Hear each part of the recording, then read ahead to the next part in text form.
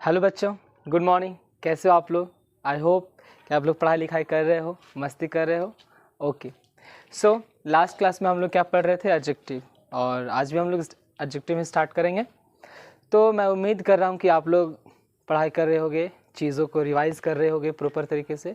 और ख़ास करके क्लास 12th के स्टूडेंट्स, आपको बोल रहा हूँ, है ना, कि आप सारी चीज़ों को अच्छे से पढ़ रहे होगे, रिवीजन कर रहे होगे और ज़्यादा मस्ती नहीं कर रहे। मस्ती कीजिए, है ना, रील्स कम देखिए और पढ़िए। संडे को थोड़ा बहुत टाइम लीजिए, घूमिए फिरिए, कोई दिक्कत नहीं। तो अगर आए हो देखने के लिए, तो आज हम लोग पहले वर्ब का कुछ क्वेश्चंस, प्रीवियस ईयर क्वेश्चन को हम लोग डिस्कस करेंगे। 4-5 क्वेश्चंस को समझाएंगे, उसमें क्या चीज़ें नहीं। उसके बाद में हम लोग एडजेक्टिव को आगे पढ़ेंगे। चलिए, तो आज जो है हम लोग थोड़ा सा वर्ब को पढ़ेंगे। अगर जो लोग वर्ब को नहीं पढ़ा है, एक बार जा कर के तीनों जल्दी से 1.25 या 1.5 के स्पीड में हमको जल्दी अच्छा करके देख के आइए यहाँ पे, और फिर इस 5 क्वेश्चन को हम आप अटेम्प्ट करके देखिएगा। अगर आप डायरेक्टली यहाँ पे आके देख रहे हो, वर्ब का क्वेश्चन है, जो न्यू हो और जिसको सीखना है वो कोई दिक्कत नहीं, अटेम्प्ट कर सकते जो पढ़ा हुआ है। लेकिन जो नहीं पढ़ा हुआ है वर्ब, एक बार जाइए वीडियोज़ को, है ना, जाकर सर्च कीजिएगा new buildup verb, that's it, आ जाएगा अपने आप। तो स्टार्ट करते हैं। तो आपका पहला क्वेश्चन ये है, लिखा है the wind dash heavily yesterday. ठीक है, option A blow, option B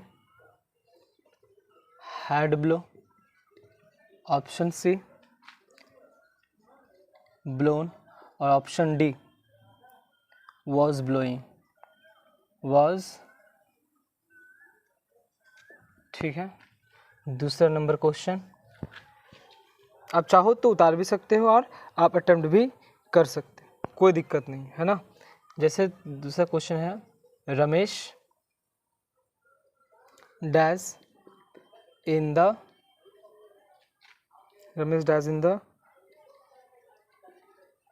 middle of his speech. Option A break down,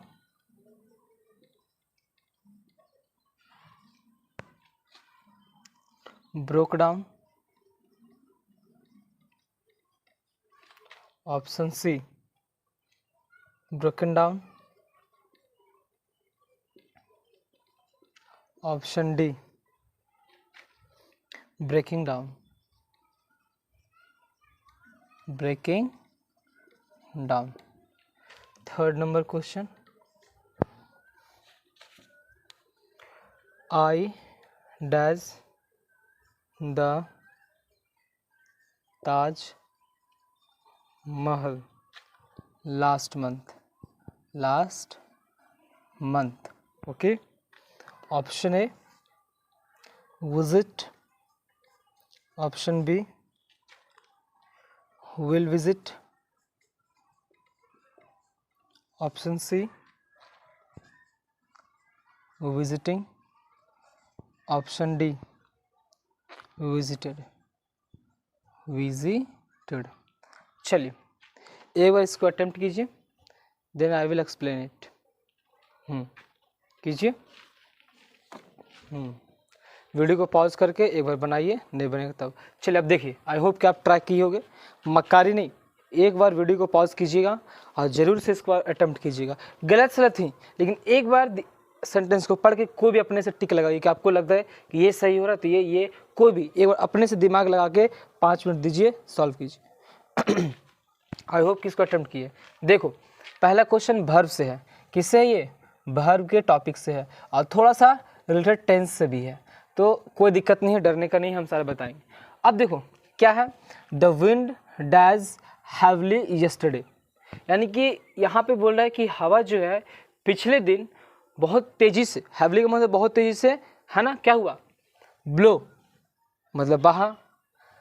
blow का V1 V2 V3 आपको पता है ना, क्या होता है, ब्लो, ब्ल्यू, ब्लोन और ब्लोइंग, ये V1 V2 V3 और V4, ये हो गया आपका V1, ये हो गया आपका V2, ये हो गया आपका V3 और ये होगा आपका क्या V4। अब देखो यहाँ पे ब्लो, ब्ल्यू, ब्लोन और ब्लोइंग, ये होगा V1 V2। अब देखिएगा आप अगर सेंटेंस में पढ़ोगे तो देखोगे यहाँ पे लिखा हुआ है यस्टरडे। क्या लिखा हुआ है? यस्टरडे। आपको पता है यस्टरडे का मतलब क्या? बीता हुआ कल, यानी कि जो हो चुका है ना उसे हम बोलते हैं यस्टरडे, और टुमारो का मतलब आने वाला कल। तो यस्टरडे जो बीता हुआ कल है, यानी कि बीता हुआ कल क्या हुआ? पास्ट हुआ ना। तो पास्ट हुआ यानी कि दिमाग में डायरेक्टली कि यहाँ पर जो वर्ब लगेगा वो पास्ट का वर्ब लगेगा। आपको अच्छे से पता है, वर्ब में पढ़ाए थे आपको कि पास्ट का वर्ब कौन सा होता है? V2। तो देखिए यहाँ पे क्या हो जाएगा? V2। एक चीज दिमाग में आ गया कि यहाँ पर कोई V2 है। देखिए ये V1 है। अब देखिए यहाँ पर ब्लोन क्या है? V3 है। और यहाँ पर देखो हैड ब्लो है। आपको पता है ना कि हैड एक परफेक्ट है, एक परफेक्ट वर्ब है ना, और हैड के साथ में हम V3 लगाते हैं। आपको पता है एक चीज़ याद रखिएगा, वो अगर हैज़, हैव और हैड कहीं भी दिखे और ये हेल्पिंग वर्ब की तरह इस्तेमाल हो। कैसे? हेल्पिंग वर्ब की तरह। जब भी हैज़, हैव और हैड हेल्पिंग वर्ब की तरह इस्तेमाल हो तब हम इसके साथ में क्या लगाएंगे? V3 लगाएंगे। इस बात को ध्यान में रखोगे कि जब भी हम हैज़, हैव और हैड को किसकी तरह? वर्ब की तरह, यानी कि हेल्पिंग वर्ब की तरह इस्तेमाल करेंगे, यानी कि सहायक क्रिया, तब हम उसके साथ में V3 लगाएंगे। समझ गए? अब देखिए यहाँ पे हैड आ गया। अब बताओ तो हैड के साथ में V3 लगाया नहीं ना, ये तो V1 लगाया, यानी कि ये तो गलत हो गया, यानी कि ये भी नहीं होगा और ये भी नहीं होगा। अब बात करते हैं ब्लोन। ब्लोन आ गया V3। अब आपको पता है ना कि कभी भी सेंटेंस में V3 अकेले नहीं आएगा, वो इन तीनों को साथ में आएगा, या तो इसके साथ में आएगा, या तो इसके, या तो इसके, है ना। उसको चाहिए कौन? Helping verb. वो बिना किसी हेल्पिंग वर्ब के आएगा नहीं। अब ब्लोन ही डायरेक्ट लिख देंगे तो गलत हो जाएगा। V2 और V1 ना आता है अकेले, लेकिन V3 को या तो हैज़, या तो हैव, या तो हैड और sometimes is, am, are, was, were भी चाहिए, लेकिन वो पैसिव फॉर्म में। वो सब मत समझिए, बस इतना समझिए कि जब भी V3 सेंटेंस में आएगा तो ये चाहिए इसको ये सब हैज़, हैव, हैड। जैसे हैज़, हैव और हैड अगर सेंटेंस में एक हेल्पिंग वर्ब की तरह आ रहा है तो उसे V3 चाहिए। तो ठीक उसी तरह से अगर सेंटेंस में हम V3 का यूज़ कर रहे हैं ना, तो उसको हमें किसी एक हेल्पिंग वर्ब के साथ में लाना होगा। उसे हम अकेले नहीं लेकर आ सकते, अकेले इस V3 को नहीं ला सकते। आई होप कि समझ में आ रहा होगा, है ना। तो ये जो आपका V3 है ना, ये इसके साथ में आएगा, या फिर कभी कभी इज, एम और आर के साथ में आएगा। कभी कभी ये जो है किसके साथ में आता है? इज के साथ में, एम के साथ में और आर के साथ में। लेकिन कब? जब ये सेंटेंस पैसिव वॉइस में होता है। किस में होता है? पैसिव वॉइस में। वो आगे हम थोड़ा समझाएंगे धीरे धीरे, तब चीज़ों को समझोगे। लेकिन ये सब छोटा छोटा चीज़ें नोट करते चलोगे, ऐसे नहीं कि नहीं ये सब क्वेश्चन से हम ये सब सीखेंगे। ये क्वेश्चंस सिर्फ प्रैक्टिस के लिए नहीं है, यहाँ से हम नए नए कॉन्सेप्ट सीखेंगे। तो यहाँ पर देखो इस V3 के साथ में हमेशा जो है हैज़, हैव, हैड के साथ में ये सब भी आएगा। समझ रहे हो? यानी कि सेंटेंस में हम V3 सिर्फ अकेले नहीं यूज़ करेंगे, इसके साथ में तो हैज़, हैव या हैड, या फिर पैसिव वॉइस का इज, एम, आर के साथ यूज़ करेंगे। समझ गए? अब देखो यहाँ पे V3 है तो अकेले यूज़ करेंगे यहाँ पे, और कोई यहाँ पे देखो हैज़ है नहीं तो, ना तो हैव है, ना तो हैड है, ना तो कुछ नहीं है, यानी कि ये भी गलत है। तो बचा क्या? Was blowing. तो आपका सही आंसर ये हो गया, यानी कि यहाँ पे क्या हो जाएगा? यहाँ पे आपका वॉज ब्लोइंग। आए समझ में आपको? बोलिए, ये वाला बात समझ में आ गया? देखिए ये V1 क्यों नहीं हुआ? क्योंकि बात था यहाँ यस्टरडे का। आप सेंटेंस पढ़ो, अब देखो the wind was blowing heavily yesterday, यानी कि पिछले दिन जो है हवा बहुत तेजी से बह रहा था। समझ रहे हो? तो यहाँ पर देखो ये V1 क्यों नहीं हुआ? क्योंकि यस्टरडे का बात कर रहा है, बीता हुआ कल। आपको बताए थे ना कि V1 जो है वो किसका बात करता है? प्रेजेंट का। बेसिक फॉर्म ऑफ वर्ब है, वो प्रेजेंट का बात करता है। पास्ट के बात कौन करता है? V2। लेकिन इसमें तो V2 दिया ही नहीं, V1 दिया, यानी कि ये नहीं हुआ। अब हैड ब्लो दिया। अब बताओ हैड के साथ में V3 आता है ना, लेकिन ब्लो क्या है? V1 है, इसलिए ये भी नहीं होगा। ब्लोन V3 है, लेकिन सेंटेंस में V3 कभी भी अकेले यूज नहीं हो सकता है। अगर होगा तो इसके साथ में या तो हैज़, हैव और हैड होगा, या पैसिव वॉइस में हम इज, एम, आर का यूज़ करेंगे, तब जाकर के यूज़ होगा। अकेले कभी नहीं आ सकता। आई होप कि समझ में, इसीलिए क्या हो गया? Was blowing. आगे समझ में ये वाले पॉइंट को लिख लेना कि V3 जो है हमेशा आएगा तो या तो हैज़, या तो हैव, या तो हैड के साथ में, या इज, एम, आर के पैसिव वॉइस में आएगा। समझ गए? और जब भी सेंटेंस में हैज़ और हैव्ड आएगा तो उसको V3 चाहिए ही चाहिए, ऐसे नहीं होगा। ठीक है, आपको जो समझ में है आप इसको लिख लीजिए, कहीं नोट दे करके अच्छे से लिख लीजिए अपने अंडरस्टैंडिंग से। आप जो भी समझे वीडियो को पॉज कीजिएगा और इस चीज़ को लिखिए। ये सब छोटा छोटा चीज़ है और एग्जाम में देखिए बहुत कुछ ज़्यादा टिपिकल नहीं पूछता, ये सब थोड़ा छोटा छोटा चीज़ें पूछता है। वो चाहे वो फिजिक्स हो, चाहे केमिस्ट्री हो, चाहे मैथ्स हो, चाहे बायो, चाहे हिंदी हो, चाहे इंग्लिश हो। ऑब्जेक्टिव पूछ रहा है ना, वो सिंपल सा पूछेगा, आपको फंसाएगा।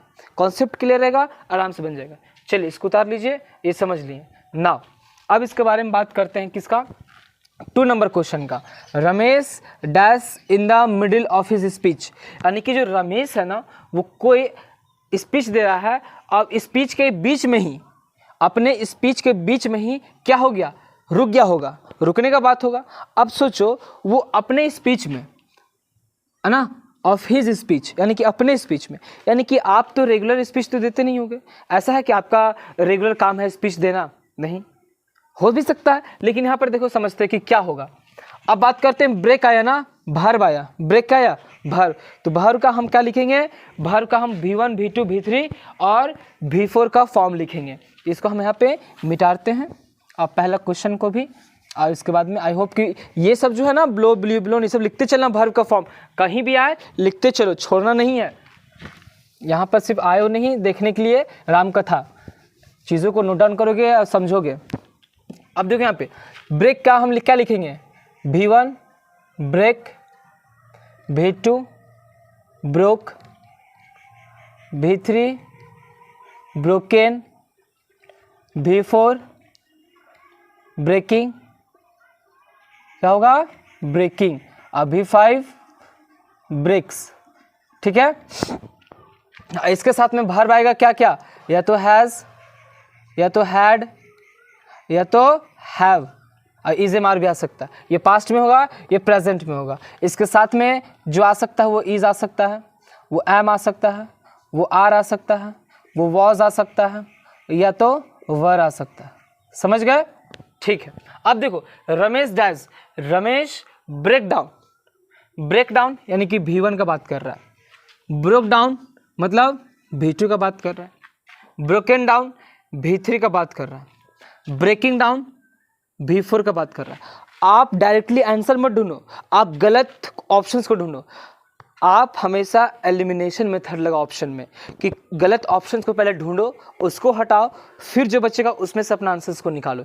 यानी कि पहले हम चावल को बनाते हैं, है ना, जब हम, मान लो क्या करती है, सूप में चावल को लेती है और उसको फटकती है, उसमें से कंकड़ को पहले निकालती है, तब ना बनाकर खाते हैं। तो आपको एकदम सेम कॉन्सेप्ट मम्मा वाला लगाना है ना, क्या यहाँ पे कि आपको पहले गलत ऑप्शंस को हटाना है और फिर करेक्ट में से आपको अपना दिमाग लगा के चूज करना है। अब गलत क्या हो सकता है, देखो V4 है ना, अब हमें देखो कोई और भर्ब है, इज एम आर, देखो ब्रेकिंग V4, इसके साथ में ये सब कोई भर्ब है यहाँ पे नहीं है ना, नहीं यहाँ ना, यानी कि ये गलत हो गया। अब देखो ब्रोकन है, ब्रोकन यानी कि V3 चाहिए क्या, ये सब भर्ब। अब क्या ये सब भर्ब है यहाँ पे, बोलो ना, तो यहाँ है और ना तीसरे आगे है, यानी कि ये भी नहीं लगेगा। अब बात क्या, V2 का और V1 का। ब्रेक डाउन, एक हो गया ब्रेक डाउन और एक हो गया ब्रोक डाउन, तो इसी दोनों ऑप्शंस में से कोई एक और होगा। तो आप ये समझो, अब आपका अंडरस्टैंडिंग डिसाइड करेगा। थोड़ा सा टेंस का समझो, लिखा हुआ है, अगर हम ये लिखते हैं Ramesh break down in the middle of his speech, अगर यहाँ पे रमेश है, क्या है ये, रमेश है ना, रमेश, तो रमेश से क्या है, एक नाम है। अगर एक नाम है, एक ही नाम है, तो क्या ये एक सिंगुलर है, क्या है, ये एक सिंगुलर है। और यहाँ पे V1 दिया है, तो नाम एक है, नाम क्या है, एक है, नाम है कि सिंगुलर है, तो सिंगुलर सब्जेक्ट के साथ में हम सिंगुलर वर्ब लगाते हैं, सिंगुलर सब्जेक्ट के साथ में सिंगुलर वर्ब। याद आया आपको, पता है ना कि ये जो V1 होता है वो क्या होता है, प्लूरल होता है। याद आया कुछ आपको, हम बताए थे कि जो V1 होता है वो प्लूरल, आपका जो V5 होता है वो सिंगुलर। लेकिन यहाँ पे मैं सब्जेक्ट कैसा है, सिंगुलर सब्जेक्ट, तो सिंगुलर सब्जेक्ट के साथ में सिंगुलर वर्ब। तो देखो यहाँ पे रमेश आ गया, तो रमेश के साथ में ब्रेक लगेगा, क्योंकि अब हम चाहिए यहाँ पे S, लेकिन क्या बताओ, यहाँ पे S लगा है, यहाँ पे ब्रेक लगा है, यानी कि ये सिंगुलर है सब्जेक्ट, लेकिन यहाँ पर ये जो वर्ब है प्लूरल है। तो बताओ ये होगा नहीं ना, तो ये हो गया गलत। समझ में आया कैसे गलती हुआ? देखो ये जो रमेश है एक नाम है। हम बताए थे आपको कि किसी सिंगुलर सब्जेक्ट के साथ में सिंगुलर वर्ब का इस्तेमाल होता है। सब्जेक्ट क्या होता है? कोई भी दुनिया का sentence subject plus verb plus subject से बनता है। और जो सेंटेंस में जो वाक्य में जो कर्ता होता है ना, कि वाक्य में जो काम करने वाला होता है ना, उसे हम सब्जेक्ट बोलते हैं। वाक्य में जो काम करने वाला जो क्रिया को होता है ना, उसे हम क्या बोलते हैं? सब्जेक्ट बोलते हैं। तो यहाँ पर ये चीज़ को देखो, ये हो गया आपका सब्जेक्ट। तो सब्जेक्ट कैसा है? सिंगुलर। रमेश एक है, इसके साथ में हम सिंगुलर वर्ब देंगे ना। लेकिन हम बताए थे आपको कि V1 जो है एक प्लूरल वर्ब है, तो यहाँ पे प्लूरल है और यहाँ पे सिंगुलर है, तो ये तो गलत हो गया। लेकिन अब बात करते हैं V2, एकदम सही है, यहाँ पे कोई गलती नहीं है। V2 है, इसको कुछ नहीं चाहिए, तो आपका ऑप्शन बी हो गया। समझ गए? समझ गए ना? तो ये है सिंपल सा, यानी कि Ramesh broke down in the middle of his speech. तो ये हो गया आंसर इसका, किसका? बी आया हो गया आंसर। क्या हो गया आपका? बी हो गया आंसर। आया समझ में? क्या समझे? कि सिंगुलर सब्जेक्ट के साथ में सिंगुलर वर्ब और प्लूरल सब्जेक्ट के साथ में प्लूरल वर्ब। देख लो ना कैसे बन रहा है। ये सभी के सभी 2023 का क्वेश्चन हम आपको सॉल्व करवा रहे हैं। अगर आपसे हो रहा है, यानी कि आप इंटेलिजेंट हो, तो देख रहे हो ना, अच्छे समझ में आ रहा है। यानी कि आपका आंसर क्या होगा? Break down. आई होप कि जो बनाए हो आपका मैच करते जाना। तो ये क्यों नहीं हुआ, ये भी क्यों नहीं हुआ और ये भी क्यों नहीं हुआ, आपको समझ में आ गया होगा। और नहीं आएगा तो वीडियो को रिवाइंड कीजिए और हमको तेजी से नचा करके देखिए। चलिए आप क्वेश्चन नंबर 3 पे आते हैं।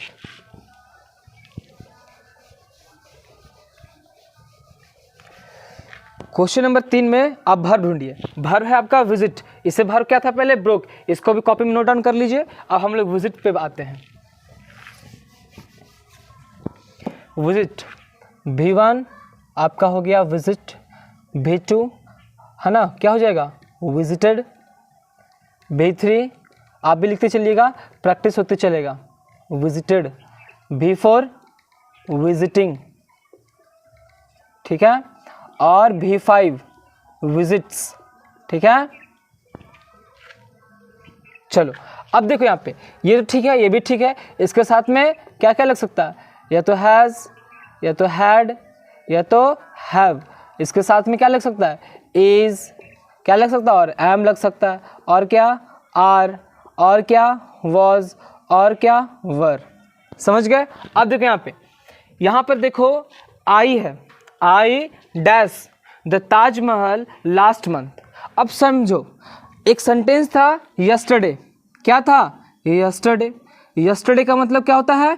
बीता हुआ कल, यानी कि वो बीते हुए कल का बात कर रहा। अगर सेंटेंस में बीते हुए कल का बात कर रहा तो तुरंत समझ जाओ कि वहाँ पर जो वर्ब होगा वो पास्ट वाला वर्ब होगा, है ना। यानी कि बात पास्ट का कर रहा है, यानी कि आपका इतिहास का बात कर रहा है, आपका ब्रेकअप का बात हो रहा है।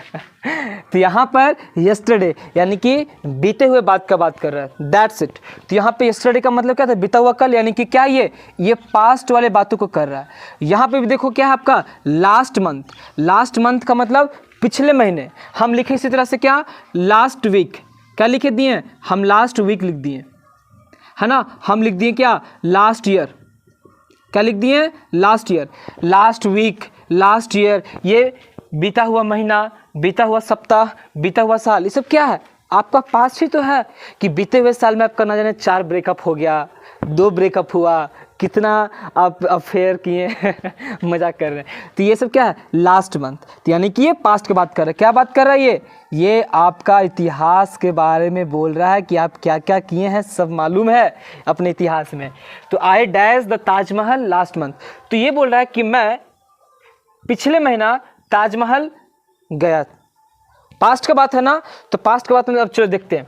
अब क्या करेंगे? ऑप्शंस को एलिमिनेट कर, हम आंसर्स को नहीं ढूंढेंगे। क्या करेंगे? हम पहले गलत ऑप्शन को हटाएंगे और उसके बाद में अपना आंसर्स को ढूंढेंगे। वही कॉन्सेप्ट। मम्मा सबसे पहले क्या करती है आपकी मम्मी? चावल को सूप में लेती है, उसमें से कंकड़ को निकालती है, पहले डायरेक्टली निकालती है, डायरेक्ट नहीं ना, वो पहले लाई, उसको साफ की, धोई, तब ना। तो हम लोग पहले यहाँ पे साफ करेंगे, कचरा को यहाँ पे साफ करेंगे। जिंदगी में भी कचरा को हटाना ज़रूरी है। यहाँ पे देखिए अब विजिट है गया। विजिट आपका क्या है? V1। अब V1 क्या बात करता है? किसका बात करता है? प्रेजेंट का। किसका बात करता है? प्रेजेंट का। इसका मतलब ये तो होने से रहा, क्योंकि यहाँ लास्ट मंथ है और यहाँ पे प्रेजेंट है। ये बात कर रहा है पास्ट का, लेकिन यहाँ पे क्या बात कर रहा है? ये प्रेजेंट का, यानी कि ये नहीं होगा। विल विजिट, आपको पता है यहाँ पे क्या लग गया? विल। और विल किस चीज़ के बारे में बात करता है? फ्यूचर। विल जो है फ्यूचर के बारे में बात करता है, या तो विल हो या तो शैल हो। विल और शैल किस चीज़ के बारे में बात करता है? आमतौर पे विल हो या शैल हो वो किस चीज़ के बारे में बात करेगा? आपका फ्यूचर के बारे में बात करेगा कि आप फ्यूचर में क्या करोगे, है ना? समझ रहे हो? तो आप फ्यूचर में क्या करने वाले हो, 12th में क्या करोगे, ग्रेजुएशन में क्या करोगे, तो विल विजिट। तो विल विजिट का मतलब फ्यूचर। बात क्या कर रहा है लास्ट मंथ? पास्ट, नहीं कि ये भी ऑप्शन गलत। बात करते हैं विजिटिंग, आगे आपका विजिटिंग यानी कि V4। अब देखिए क्या इसके साथ में इज एम आर लगा? नहीं। क्या यहाँ पे इज एम आर लगा? कोई is am are was were यहाँ पे है? ना तो यहाँ है और ना तो यहाँ है। इसका मतलब कि ये भी गलत है। क्यों? क्योंकि V4 के साथ में हमें तो या तो इज चाहिए, एम चाहिए, आर चाहिए, वॉज चाहिए, वर चाहिए। क्या इसके साथ में कोई भी ऐसा वर्ब है? नहीं है। और यहाँ पे देखिए इससे पहले यहाँ पे कोई है? नहीं है, यानी कि ये भी नहीं होगा। बचा हमारा क्या लाडला? विजिटेड। और विजिटेड देखो क्या है? V2। दैट मीन्स कि आपका ऑप्शन डी करेक्ट है। समझ गए? तो आई होप कि आपको समझ में आ रहा है। समझ में आया ना? कभी भी सेंटेंस में last month, last week, last year, yesterday ये सब देखोगे तो समझ जाना कि सेंटेंस में जो बात हो रहा है वो किस चीज़ के बारे में हो रहा है? इतिहास, यानी कि बीते हुए कल के बारे में बात हो रहा है, बीते हुए सप्ताह के बारे में, बीते हुए महीनों के बारे में, बीते हुए सालों के बारे में, बीते हुए दिनों के बारे में बात हो रहा है। तो you must remember in your mind that कि whenever there is a last month, yesterday, as like these all things written, you should understand are talking about past. तो मस्ट अंडरस्टैंड दिस कि कभी भी इस तरह से चीज़ें आएगा तो आप हमेशा ध्यान में रखोगे क्या कि हम जो वर्ब को देंगे वो कैसा वर्ब होगा? वो पास्ट वाला वर्ब होगा। वो परफेक्ट हो सकता है, वो हैड हो सकता है, वो वॉज हो सकता है, वो वर हो सकता है, ये ना पास्ट में होता है, वुड भी हो सकता है, कुड भी हो सकता है। ये सब चीज़ों को दिमाग में रखना है। समझ गए? और ऑप्शंस को पहले एलिमिनेट करो, पहले कचरा को साफ करो, आंसर्स को तब पकड़ो। डायरेक्टली आंसर को पकड़ लोगे तो दिक्कत हो जाएगा। एलिमिनेशन थोड़ा सीखना है। समझ गए? चलिए अब आगे बढ़ते हैं और कुछ और क्वेश्चंस देखते हैं। आई होप कि आपको क्वेश्चन समझ में आ रहा हो और भर को ये सब लिखते जा रहे हैं, उतारते चलिए, इंपॉर्टेंट है ये सब। प्रीवियस क्वेश्चन आपसे अगर बन रहा है तो दैट्स इट, यानी कि आपको समझ में आ रहा है। हम बहुत खुश होंगे कि आपको अगर एक क्वेश्चन भी आपसे बन रहा है ना तो मैं समझाना यार सक्सेसफुल जाएगा। I am very very very happy कि यार कम से कम कुछ तो 1% नहीं तो 0.0001% आपको समझ में आ रहा है। दिस मेक्स मी वेरी, है ना, happy. Okay, now I give you other question. चलिए एक और क्वेश्चन देते हैं। Question number 4। The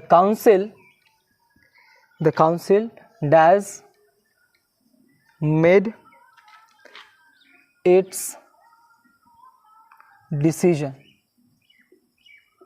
Okay. Option A have, option B have or had, or C has, option D having। ठीक है, next question आप ट्राई कीजिएगा। 5 number, dash your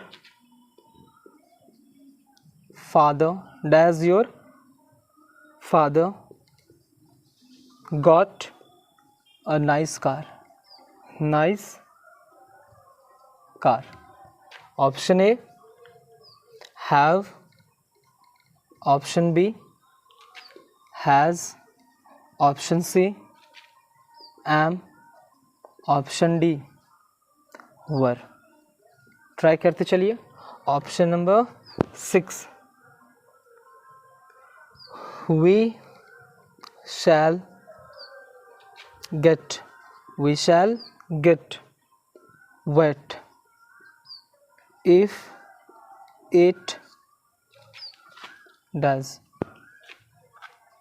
option number A raining, option number B will raining, C rains और D rain. समझ गए? एक और question दे देते हैं, कोई दिक्कत नहीं, 4 क्वेश्चन हो जाएगा। They dash rang back yet. Okay, option number A have, option number B has, option number C have not, और डी हैज़न्ट मतलब हैज़ नॉट। चलिए वीडियो को पॉज कीजिए और एक बार अच्छे से क्या कीजिए, आप ट्राई कीजिए, जस्ट ट्राई इट, एक बार अच्छे से ट्राई कीजिए। वीडियो को पॉज करके एक बार अच्छे से इसको ट्राई कीजिए। ओके, कर लिए अपना। चलिए, मक्कारी नहीं, अगर नहीं बनाया सोच के देख लेंगे तो नो, प्लीज़ आपसे रिक्वेस्ट है कि एक बार वीडियो को पॉज करके अपने दिमाग लगाइए, 5 मिनट दीजिए, एक बार सॉल्व करके देखिए, बनता है तो ठीक, नहीं तो उसके बाद हम तो समझाएंगे। अब देखो यहाँ पे आते हैं, question number 4, the council dash made its decision, यानी कि जो काउंसिल है ना वो अपना डिसीजन बनाया। काउंसिल है तो काउंसिल जो होगा, काउंसिल का मतलब कोई एक ग्रुप, कम्युनिटी, कोई एक बॉडी, कोई एक बॉडी का मतलब जैसे हम बोल के कमिटी, मतलब जहाँ पे 10 तरह के लोग बैठा है ना, और किसी तरह का बात करें वो कमेटी हो गया, वो किसी चीज़ का। तो काउंसिल होता है जहाँ बहुत सारे लोग बैठ करके कोई सब लोग विचार विमर्श करके वहाँ पे किस तरह का एक विचार को एक पे सहमति हो जाता है ना, तो उसी को बोलते क्या, काउंसिल। काउंसिल ऑफ मिनिस्टर्स बहुत सारे होते हैं ना, वही। तो the council dash mades its decision, council. अब देखो यहाँ पे क्या होगा, हैव होगा, क्या होगा, हैव हैड होगा, हैज़ होगा और हैविंग होगा। The council has made its decision. अब देखो यहाँ पे मेड आया ना, मेड आया, मेड क्या आपका, मेक, मेड, मेड, यहाँ पे समझो, मेक V1 है आपका, मेड आपका V2 है, और इसी तरह से मेड भी आपका V3 है। समझ रहे हो, इसका मतलब कि यहाँ पे V3 का यूज़ होगा। अगर मेड दे दिया है यहाँ पे तो आपका क्या यूज़ होगा, V3। अब V3 में या तो हैव होगा यूज़ या तो हैज़ होगा यूज़। हैविंग होने से रहा, द काउंसिल हैविंग मेड, तो आपका हैविंग नहीं होगा। द काउंसिल हैव हैड, यहाँ पे तो नहीं होगा। समझिए, सिंपल से समझो, या तो हैव होगा या तो हैज़ होगा। अब ये समझना कि क्या द काउंसिल एक सिंगुलर है, एक सिंगुलर सब्जेक्ट है या एक प्लूरल सब्जेक्ट है। क्या जो काउंसिल है वो एक सिंगुलर सब्जेक्ट है या एक प्लूरल सब्जेक्ट है। तो एक बॉडी है ना, एक संस्था है, वहाँ पे एक बॉडी एक होगा, उसमें बहुत सारे लोग होंगे, लेकिन काउंसिल तो एक हो ना, बहुत सारे काउंसिल्स मिलकर नहीं लिए, बल्कि एक ही काउंसिल लिया डिसीजन जिसमें बहुत सारे लोग थे। तो क्या हो जाएगा, the council has made its decision, the council has made its decision. क्यों होगा, क्योंकि देखो काउंसिल एक है लेकिन उसमें बहुत सारे लोग हैं। काउंसिल तो एक ही है ना, उसमें बहुत सारे लोग हैं, और एक बात को वो डिसीजन ले लिए, सब लोग मिल करके डिसीजन क्या लिया, एक लिया ना। तो डिसीजन जब एक लिया तो वो एक ही बॉडी कहलाया, एक बॉडी निकल के वो कौन सा, काउंसिल बॉडी। इसलिए ये क्या कहलाया, हैज़, यानी कि एक सिंगुलर सब्जेक्ट है, ये नहीं होगा। क्यों नहीं होगा, क्यों, देखो आपके परिवार में 10 लोग बैठे, मानकर चलो, आप सिंपल समझो ना यार गाँव से, कि एक लड़का और लड़की जो है भाग गया, लेकिन पकड़ा गया, उसको गांव में लाया गया। अब उसको गांव में लाया गया और उसको पंचायत के सामने खड़ा गया, 5 लोग बैठा। अब 5 लोग, उसको हम पंच बोलते, पंचायत। अब उस पंच वाले लोग डिसाइड किए आपस में कि लड़का लड़की को क्या किया जाए, छोड़ दिया जाए, है ना, या क्या किया जाए, बताइए। तो पूरा वहाँ गाँव वाला उसको निगाहें से देख रहा होगा, अच्छा यही है ना, वही है। अब बेचारा वो लोग ऐसे खड़ा होगा, तो वो जो पंच वाला जो होगा, जो पंच होगा, वो डिसीजन को एक लेगा ना, सब लोग 5 विचार विमर्श करेगा और एक लेगा। तो वहाँ पे जो पंच होगा वो एक बॉडी होगा, एक सिंगुलर बॉडी होगा, वो एक सिंगुलर सब्जेक्ट बन जाएगा। लेकिन अलग अलग डिसीजन आएगा अगर वहाँ से ना, तो वो प्लूरल हो जाएगा। लेकिन डिसीजन आ रहा है एक निर्णय ले रहा है, डिसीजन का मतलब निर्णय। तो यहाँ पे भी काउंसिल एक ही निर्णय लिया ना, डिसीजन मतलब एक निर्णय लिया, इसका मतलब कि यहाँ पे क्या हो जाएगा, वो सिंगुलर रहेगा। आई होप कि आपको समझ में आ रहा है, ठीक है। नाउ अब बात करते हैं यहाँ पे ये, तो इसका V1 हो जाएगा मेक, मेड, मेड, फिर मेकिंग और मेक्स। इसका फिर V4 क्या हो जाएगा, मेकिंग, MAKING, मेकिंग, या का आपको V4 हो गया आपका मेक्स। मेक्स आपका क्या हो जाएगा, V5। समझ गए ना। अब बात करते हैं सेकंड का। क्या बात करते हैं, सेकंड का। ये आपको 4 नंबर समझ में आ गया होगा। अब बात करते हैं 5 number. Dash your father got a nice car, dash your father got a nice car. Dash तुम्हारे पिताजी को गॉट का मतलब प्राप्त होना, अ नाइस कार। अब समझो, उतना नहीं समझ में आया, बस ये समझो यहाँ पे गॉट आया ना, क्या आया? गॉट। गॉट को कैसे लिखते हैं? V1 get, V2 got, get got gotten, है ना। अब V3 भी हम गॉट ही लिखते हैं, गेट गॉट गॉट, और उसके बाद में हम लोग V5 गेटिंग, और सॉरी V5 गेट्स। समझ गए? तो अब बताओ, ये यहाँ पर अगर आ गया तो इसके साथ में हम जो वर्ब लगाएंगे वो कैसा लगाएंगे? इसके साथ में जो हम वर्ब लगाएंगे वो कैसे लगाएंगे? बोलिए। ये किस में है? क्या V2 में है? हाँ, V2 में। अगर यहाँ पे V2 में है तो यहाँ पर कौन से वर्ब लगाएंगे? V3 लगाएंगे, ये वाला कि ये वाला? नहीं ना।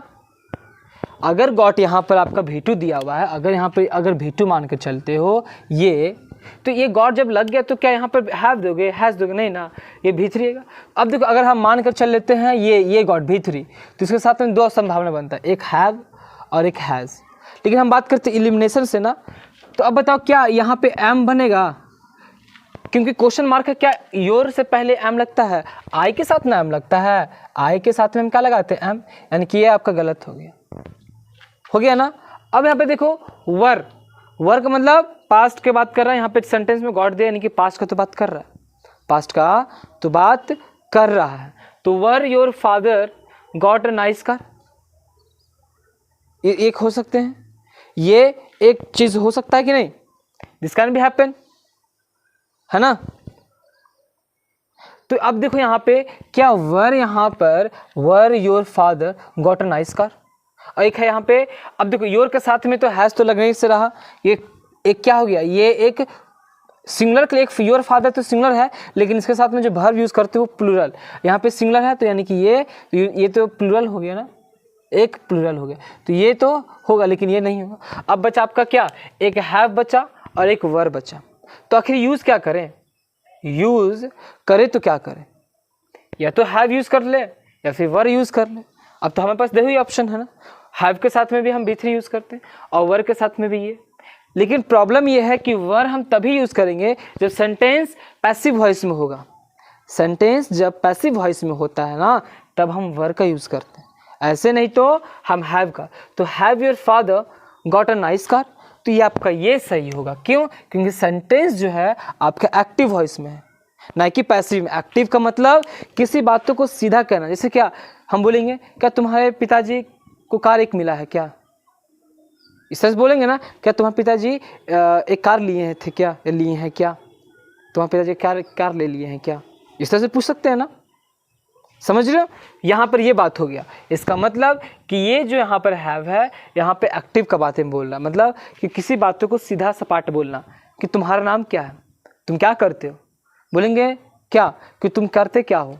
तुम बोलोगे मैं पढ़ता हूँ, तो बोलोगे मेरे द्वारा पढ़ा जाता है, मेरे द्वारा ये किया जाता है, मेरे द्वारा जो है ये चीज़ को किया जाता है। ये इनडायरेक्ट है।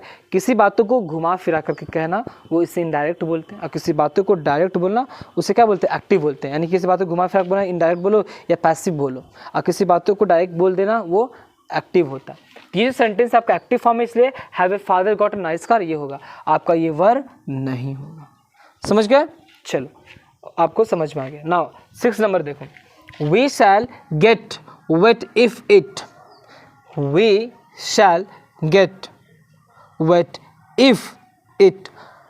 अब देखो यहाँ पे ये सेंटेंस किस में बात कर रहा है? अपने को बहुत ज़्यादा मतलब नहीं समझने का, धीरे धीरे समझेंगे। इसका मतलब वी शैल गेट वेट, हम लोग भीग जाएंगे, हम लोग भीग जाएंगे यदि क्या होगा? यदि बारिश होगा। तो देखो सिंपल समझो कि ये शैल है, यहाँ पे क्या है?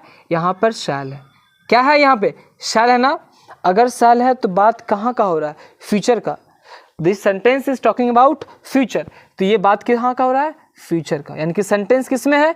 फ्यूचर का। तो हम भी फ्यूचर ही लगाएंगे। अब देखो कहाँ कहाँ फ्यूचर है? एक विल रिमेनिंग है ना।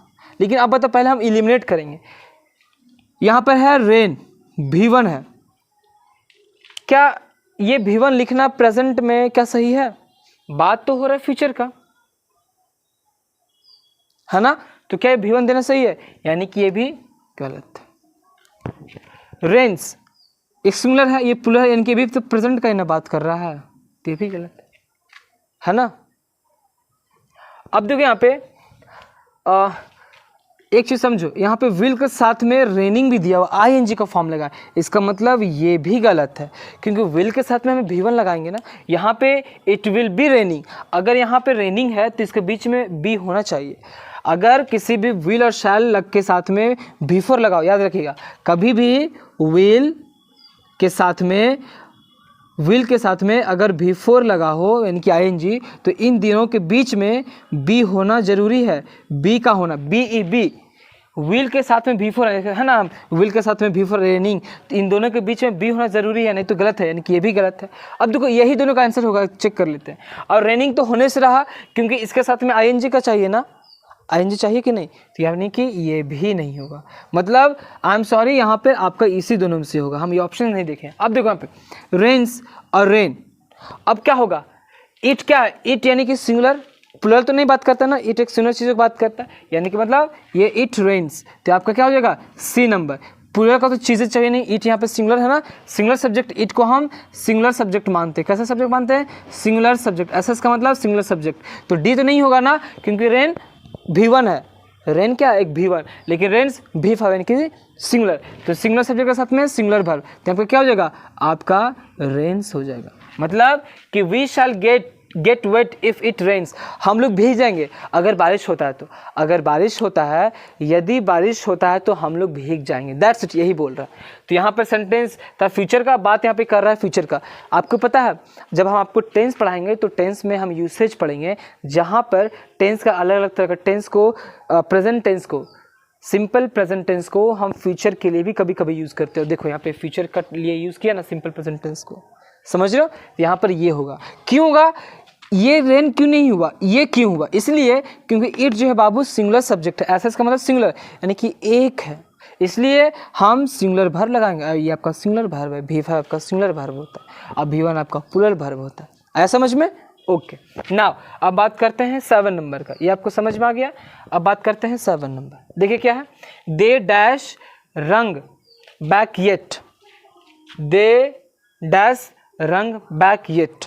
अब देखो येट लगा है ना, येट लगा हो, है ना, या नाउ लगा हो, ये सब तो सब प्रेजेंट टेंस का बात करता है। प्रेजेंट यानी कि अभी कुछ हो रहा है, कोई चीज़ घटना घट रहा था, अभी तक चल ही रहा है।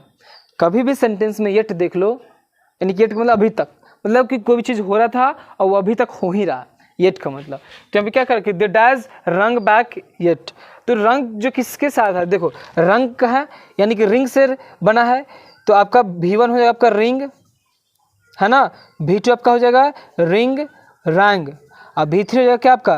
रंग, और V4 हो जाएगा रिंगिंग रिंगिंग, और V5 क्या हो जाएगा? रिंग्स। देख रहे हो ना, तो कैसे टेंस और वर्ब को मिक्स किया हुआ है। तो देखो यहाँ पे रंग है, अब बताओ रंग क्या है? यहाँ पे V1 है, V2 V3 है। अब आपको पता है ना अच्छे से कि अगर V3 कोई वर्ब है तो उसके साथ में वर्ब आएगा, कौन कौन सा? Has, have, had. और पैसिव वर्ब में इज, एम, आर, वॉज और वर। तो यहाँ पे तो कोई सेंटेंस जो है ये पैसिव वॉइस में नहीं है, ये कौन से टर्म है? ये एक्टिव में, पैसिव में नहीं है। ये क्या है? एक्टिव में, यानी कि ये हैज़, हैव और हैड ही यूज़ होगा। अब बताओ ये जो है V3 रंग है, और ये दे जो है एक सिंगुलर सब्जेक्ट है कि प्लूरल है? दे का मतलब वे लोग, तो more than one person, that means कि एक प्लूरल सब्जेक्ट है। तो अगर ये आपका प्लूरल सब्जेक्ट है, मतलब एक से ज़्यादा, यानी कि बहुवचन क्या है? ये एक कर्ता है, यानी कि प्लूरल सब्जेक्ट है, तो प्लूरल सब्जेक्ट के साथ में प्लूरल वर्ब का यूज़ करेंगे। तो यहाँ पर आपका कौन सा वर्ब हो गया? Plural verb. तो दे हैव रंग, तो आपका क्या हो जाएगा? ऑप्शन ए, ना तो ये होगा, ना तो ये होगा, और ना तो ये होगा। अब देखो यहाँ पे एक चीज़ आपको समझो कि दे हैव रंग back yet, I am really sorry. एक मिनट, हम ऑप्शन को नहीं देखें, हम ऑप्शन को यहाँ पे नहीं देखें। यहाँ पर देखिए, एक तो ये ऑप्शन है आपका, हैज़ तो नहीं होगा ना क्योंकि ये प्लूरल है, ये नहीं होगा, लेकिन यहाँ पे हैव नॉट है। I am sorry, it's my mistake, I am really sorry, I apologise. यहाँ पे देखिए हैव नॉट, ध्यान से देखिए, अब तो कंफ्यूजन क्रिएट हो गया ना, 50-50 वाला, करोड़पति वाला। 2 ऑप्शन एलिमिनेट, 2 ऑप्शन बचा है, यहाँ पर हैव और हैव नॉट। तो क्या होगा, क्या ऑप्शन ए होगा या ऑप्शन सी होगा? तो देखिए, दे डैज रंग बैक येट, वे लोग अभी तक बेल को नहीं बजाएं, अभी तक। तो यहाँ पे नहीं का बात आ रहा, तो यहाँ पर आपका ये हो जाएगा ये थोड़ा सा आपको सेंस समझना होगा। येट का मतलब अभी तक, यानी कि दे हैव नॉट रंग बैक येट, यानी कि अभी तक वे लोग घंटी को नहीं बजाएं। दैट मीन्स कि आपका नॉट यानी कि हैव नॉट लगेगा। आगे समझ में? चलिए, यहाँ तक हो गया ना।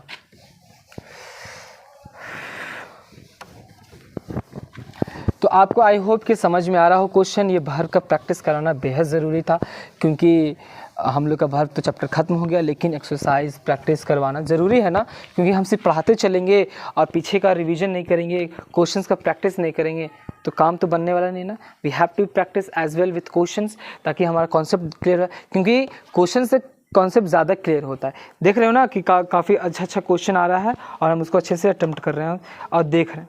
चलो एक और क्वेश्चंस देते हैं और बनाइए। क्वेश्चन नंबर 7 था, ये 8 है। जैसे लिखा है hello hello 8 nice to meet you, nice to meet you. आप लोग भी मिलते होंगे है ना, मिलने के बाद में तो फिर आवाज़ ही नहीं निकलता होगा समझ रहे हो? उसके बाद में option A am, option B are, option C was, option D is. उसके बाद में 9 नंबर में माई अंकल, क्या माई अंकल। अगर आप टेंस पढ़ लोगे ना तो ये सब क्वेश्चन मक्खन के जैसा बनेगा। सोचिए, आप वर्ब से सिर्फ आप बना रहे हो, अगर आपको टेंस का जानकारी हो जाएगा ना तो आपसे एक क्वेश्चन भी नहीं छूटने वाला। टेंस वर्ब से कहीं से भी मिला के पूछ ले, क्वेश्चन तो आप गलत करने वाले नहीं हो। और देख रहे हो ना कहाँ स्ट्रक्चर पूछ रहा है, चुका है, चुकी है, चुके हैं, ए चुका है, ए चुकी है, था है, थे हैं, थी है, सब कुछ भी नहीं है, वो सब है। हम लोग यहाँ पे यूसेज पढ़ेंगे, स्ट्रक्चर को समझेंगे। वी हैव टू अंडरस्टैंड ना, स्ट्रक्चर इंपॉर्टेंट है, लेकिन उससे कहीं ज़्यादा इंपॉर्टेंट यूसेज को समझना है। हम धीरे धीरे जब हम उसको इस्तेमाल करने लग जाएंगे ना, तो हम उस स्ट्रक्चर को हमें याद करने की जरूरत नहीं है, वो अपने आप फ्रेम हो जाएगा माइंड में। लेकिन अगर आप स्ट्रक्चर को रट्टा मारते हो, believe me you will just completely confused. So must remember that कि चीज़ों को अंडरस्टैंड करना, कॉन्सेप्ट को लाना है। समझ गए? तो my uncle dash a source of inspiration, source of inspiration for me. Option number A was being, option number B will be, option number C is being, option number D has been, okay. एक और question 10 number. आज 10 question हम लोग अच्छे से practice करते हैं। God helps those dash themselves। चलिए, option number A helps, option number B has helped, option number C helped, option number D help. Now इसको बनाइए, वीडियो को पॉज कीजिए, 3 क्वेश्चन बनाइए। ओके, आई होप कि बना लिए। चलिए, अब देखिए, जो लोग सच में इसको अटेम्प्ट किया होगा, मैं उसे थैंक यू भी बोलूँगा कि आप यहाँ तक वीडियो देखे, और मैं उसे सैल्यूट भी कहूँगा कि यहाँ तक वीडियो देखे, क्वेश्चन को अटेम्प्ट किए, बहुत अच्छी बात है। इसी तरह से आप हार्ड वर्क करो। आप जितना भी बनाए हो, आप खुद से जितना भी अटेम्प्ट किए थे ना, 1 से लेकर इतना काउंट कर लेना, देख लेना कि तुम कितना सही बनाए थे कितना नहीं, 1 से लेकर 10 तक। और जितना भी करेक्ट हुआ हो, प्लीज़ आपसे रिक्वेस्ट है कि जो लोग यहाँ तक वीडियो देखोगे ना, प्लीज़ हम्बल रिक्वेस्ट है राहुल भैया की तरफ से, you can call me Rahul sir या राहुल भैया, इट्स योर चॉइस। और प्लीज़ कमेंट में वो नंबर जरूर लिख देना, ताकि पता चलेगा कि आप सच में क्वेश्चन अटेम्प्ट को किए थे कि नहीं, झूठ नहीं। अगर सच में क्लास कर रहे हो ना रेगुलर, तो प्लीज़ अगेन रिक्वेस्ट करते हैं कमेंट बताना, ताकि पता चलेगा ना कि हम समझा रहे हैं जो आपको समझ में आ रहा है कि नहीं, कि बस ऐसे ऊपर से निकल रहा है ना। तब और मेहनत करना ना, और भी बेस्ट करके और आपका कंटेंट अच्छा लाना, ताकि आपको और अच्छे समझ में आना। चीज़ें जितना हम सिंप्लीफाई कर सकते हैं उतना करेंगे। हाँ, थोड़ा सा भी चीज़ें और है, अपने आप को इम्प्रूव करके और बेहतर तरीके से आपको डिलीवर करेंगे। देखिए यहाँ पे, तो आई होप कि आप वीडियो को पॉज करके कर रही होगे। नाउ क्वेश्चन नंबर 8 में क्या है, हेलो। हेलो के बाद में आया है एक साइन, जिसे आपको पता है ना, मार्क ऑफ एक्सक्लेमेशन।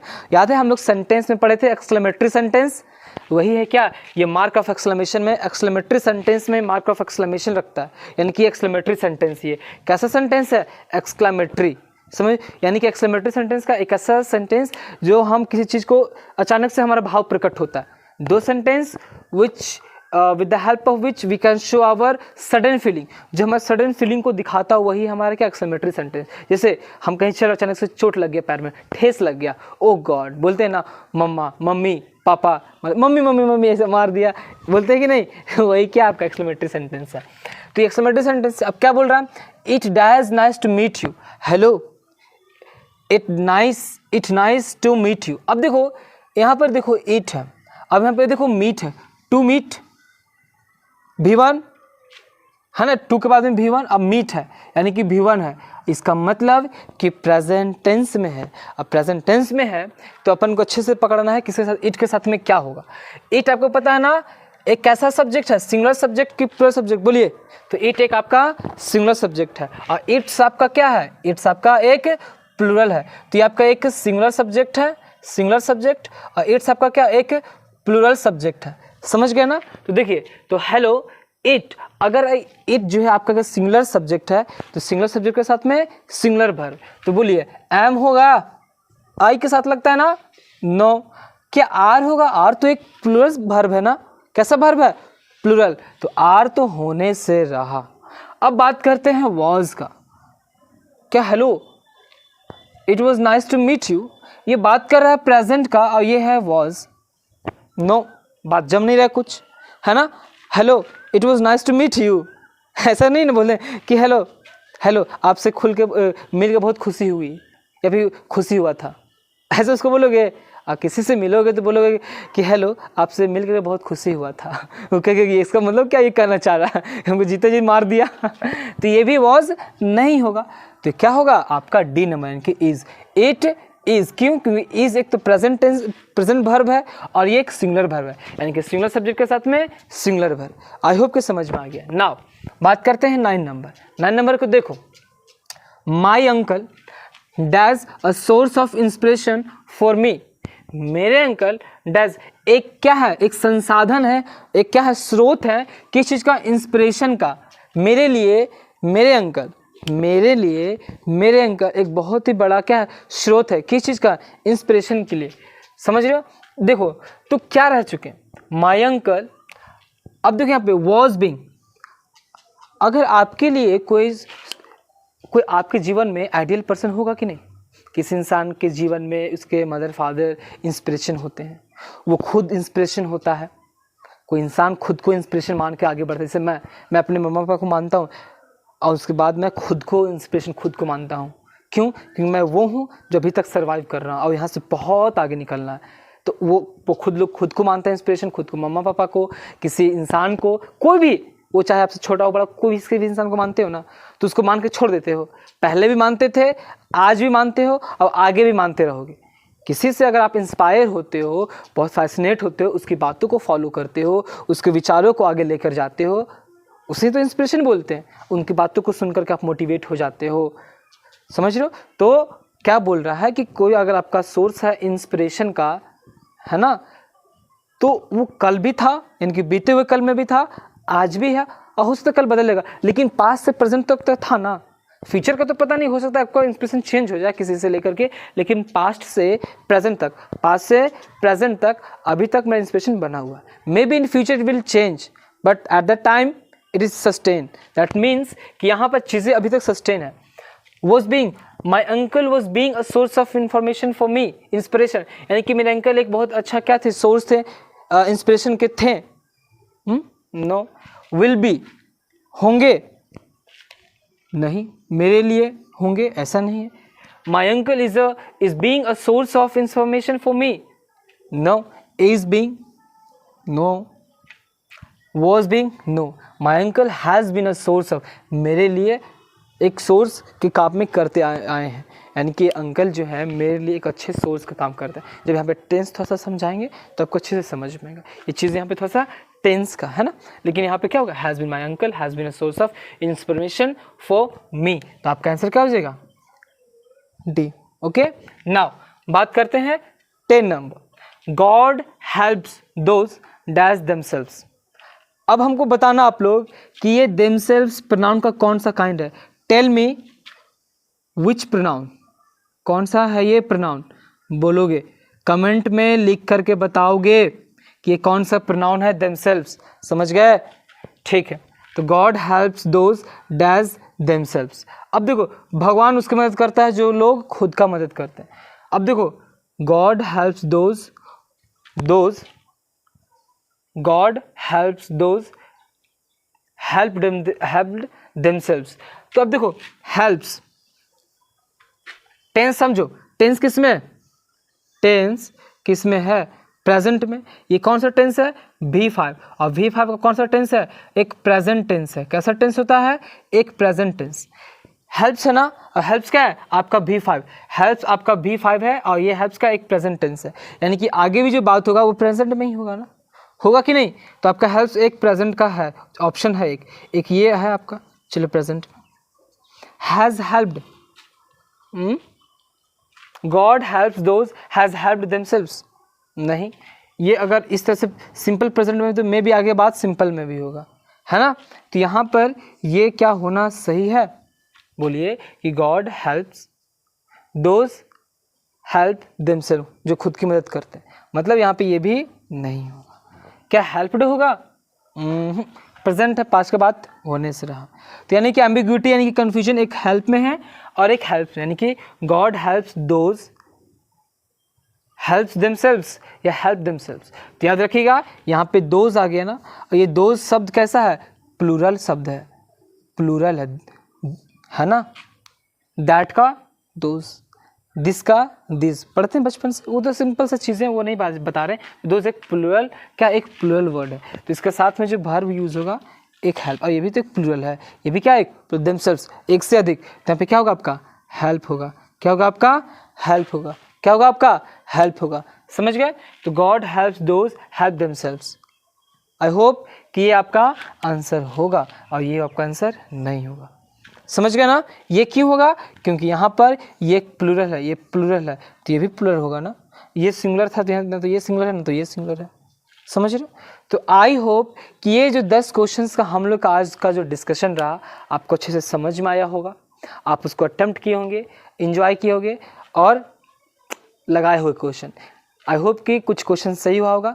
आप कमेंट करके ज़रूर लिखिएगा कि कितना आपका सही हुआ, हम जानेंगे, तब पता चलेगा कि आप कितना आप आगे बढ़ रहे हो, क्या नहीं है, और क्या बेहतर ला जा सकता, क्या और बेहतर हम कर सकते हैं। समझ लो। तो आज क्लास को ख़त्म करने से पहले कुछ बातें। तो एक वो कहते हैं ना कि जब हमारा गोल पाने का इच्छा जब बढ़ जाता है, जब हम किसी चीज़ को पाना चाहते हैं, किसी मुकाम को हासिल करना चाहते हैं, आपका कोई सपना होता है जो आपको सोने नहीं देता है।